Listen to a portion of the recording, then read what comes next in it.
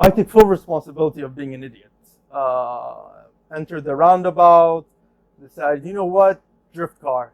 Nope, not a drift car. Went into this old man's Hyundai, and I swear I've never seen fear in a man's eyes like I've seen this guy.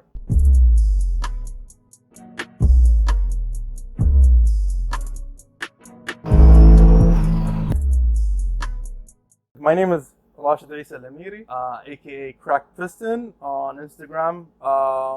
It's not really what I like people to call me, but people call me that anyways. I've been in the UAE all my life since I was born here, and I'm Emirati, if you didn't guess already. I like cars because cars aren't inherently bad. You know, people are bad. You know, stuff can be bad, but cars are just cars. You know, they're just made that way. So you can't hate on cars. Well, you can. There's a lot of cars I can hate on. Prius, horrible car. But generally speaking, cars inherently aren't bad things. So I think I just grew to them over time. It was just a time period where, you know, a man becomes a man and he needs to prove himself. So yeah, so that's why my first car was my mom's Ford Escape. Beautiful. I know, very manly car. Basically, the car almost caught on fire. It melted the exhaust manifold. And I achieved that by trying to off-road the car. Now, I don't know any of the specs. If it's a 6-liter, 4-liter, at the time, I really didn't care. But it said off-road on it. So who's going to stop me, right? Except every single dune in the UAE. Yeah, it didn't go very far. Apparently, the exhaust manifolds on those cars were made out of hardened plastic for some reason. And yeah, they melted. So, had to sell the car. Pretty sure I got scammed on that one. Thanks, Mom. Second car I got was a rusted 98 Petrol. Now, everybody's like, wow, 98? Like, horrible car. Piece of crap. Like, that thing was slow, heavy, it broke down all the time, AC never worked. I think 4 months into ownership, I've broken a diff, I've broken I mean, I didn't break it, I'm sure it was already bad, but with my driving, yeah, it didn't last much. So the engine blew up eventually, and I don't remember, so I'm just gonna list the cars that I've owned. I've owned a Caprice 5.7, crashed, totaled the car into a wall. I've owned a Holden CR8 or Lumina CR8 or Chevrolet CR8, 2009. Got scammed on it because I didn't know the difference between an LS3 and an LS1. The guy obviously had his LS3 busted, swapped in the LS1. I bought it cheap thinking I got a good deal. Turns out he ripped me off and the car's engine went away. Sold that car as a scrap. Thankfully, the CR8 brings a lot of money in the scrapyard, so sold that car. Bought a 2008 Mustang, crashed it, fixed it, crashed it. Now, I didn't crash it because of the fault of the Mustang. No. I take full responsibility of being an idiot. Entered the roundabout, decided, you know what, drift car. Nope, not a drift car. Went into this old man's Hyundai, and I swear I've never seen fear in a man's eyes like I've seen this guy. Anyway, sold that car eventually. Bought a Honda Civic Type R. I'm very famous for that. I owned an EP3 Type R. I bought it. It had literally 20K on the motor, and I drove it to 200K. Now with the Type R though, I was getting in there. I was like, oh yeah, I need to be more of a car guy, not more of a idiot. And so I started researching. It's like, oh, you got to put motel oil, 10W60, bruh, like stuff like that. I was like, oh yeah, put the right stuff. 200,000, decided, you know what, I want another car. I love the car, by the way, great car. If you're ever thinking about a Type R, EP3, perfect. Sold it to my neighbor who did not put the oil that I recommended, which was the 10W60. That engine didn't last. Around 1,000 kilometers in, he VTEC'd, bro, and engine blew up.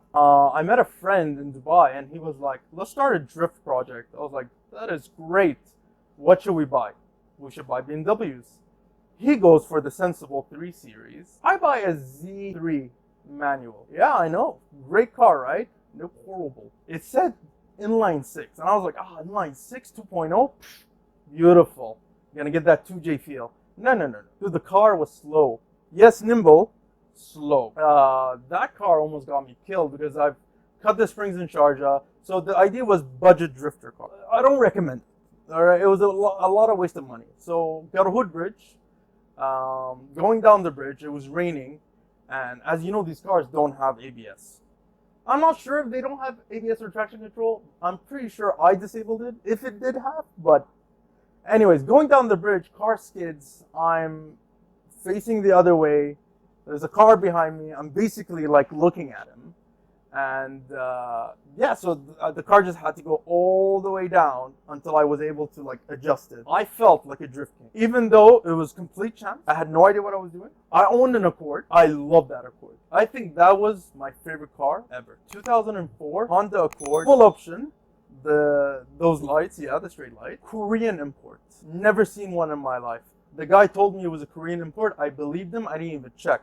There's a car that's been in my neighborhood for well over 12 years. It's a Holden Monaro Ute. Guy put it up for sale. And I called him up straight up. I was like, listen, bro, like, I know your house. You don't even need to send me a location. Like, we need to talk about this. So I go to him and we talk. Turns out he's friends of friends and we're friends of friends. We're all from the same neighborhood. I struck a deal. Pick up the car. Didn't even like inspect it or nothing. The car was sitting for 10 years. He registered the car in 2009. Did not renew it until I renewed it in 2020. Car only has 20k kilometers on it, just FYI. Car, that's my current project car. So this is what I'm working on. I'm hopefully trying to restore it. The final car, which is my baby, the Ford Mustang. 2012 Ford Mustang S197 Roush RS3 from Altair. Because I know everybody thinks it's American. It's not American. It's Altair. 2012. They released the Roush RS3. My older brother goes in the dealer. He looks at it, says, beautiful, buys the car. 1 year later, bought the car off of him, and I never looked back. I unfortunately crashed the car. It took me 3 years to basically rebuild her. And people say 3 years. Well, Russia, I can do it in 3. I agree. If you did it the right way the first time. I didn't. I got screwed over by so many people. So many places. But then there were also people who gave me a lifeline. And I honestly thank them for what they did. There were so many people that really helped.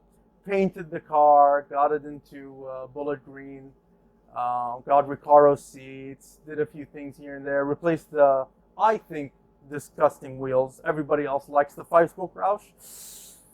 I mean, I wanted to go with something kind of different, so I went with the SVE wheels.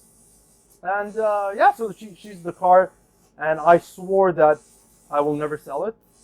And if I die, it does not go to anybody. It will remain in the spot that I left it in and stay there forever. I don't care. Well, first of all, Ford, in cooperation with Steve McQueen and other people, I'm sure, who made the movie, because it couldn't be 2 people, right?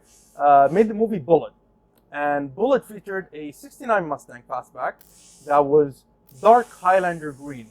At the time, I believe it was only put on trucks, but they put it on this Mustang, and it was gorgeous. Anybody who's a car guy who sees car guy movies knows this car. Every single Ford got a dark Highlander green, except for the Mustang. 2003 comes, somebody says, hey, you remember that movie we did like 30 years ago?